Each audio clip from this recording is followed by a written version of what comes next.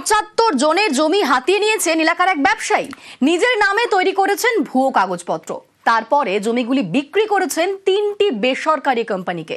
চাঞ্চল্যকর অভিযোগ ঝাড়গ্রামে, যদিও ব্যবসায়ী এই অভিযোগ মানতে নারাজ।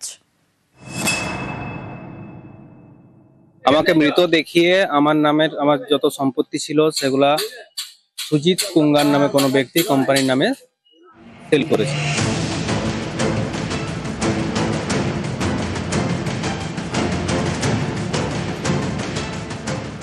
ঝাড়গ্রামের সাঁকরাইল, এখানকার বাঁকড়ার বিঘার পর বিঘা জমি নিয়ে চাঞ্চল্যকর অভিযোগ।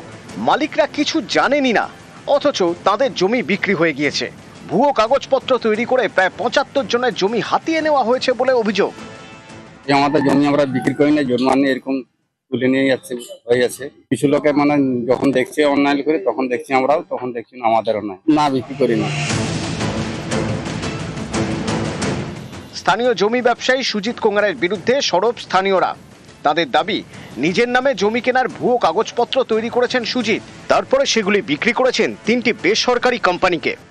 আমাকে মৃত দেখিয়ে আমার যত সম্পত্তি ছিল সেগুলা সুজিত কুঙ্গার নামে কোনো ব্যক্তি কোম্পানির নামে সেল করেছে।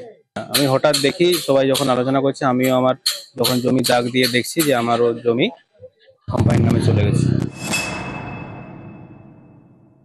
করেছে দাদা, ডিটগুলো বেরাচ্ছে, অনলাইনে বেরাচ্ছে, দিলে আপনাদের কাছে নিয়ে বসবো, ওইটা দেখতে পাবেন তো আপনারা, যারা দিয়েছে তারা দেখতে পাবেন। যে দিয়েছে না, সেই ডিটটা আমি অনলাইনে বের করতে দিয়েছি মৌরিকে। কি ব্যাপার আছে সে যে ব্যক্তি দিয়েছে আর যারা প্রমোটার কাজ করেছে, দুজনকেই নিয়ে আপনাদের কাছে আমি বসাবো। ওরা জানে জমি জোগাড় কাজ হয় বিএলআর অফিস, আর কোথাও হয় না।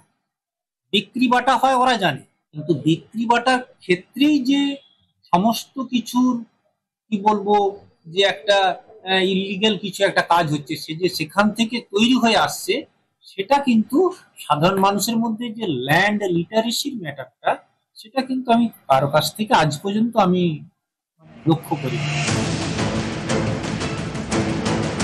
ঝাড়গ্রাম থেকে রাজু সিং, নিউজ 18 বাংলা।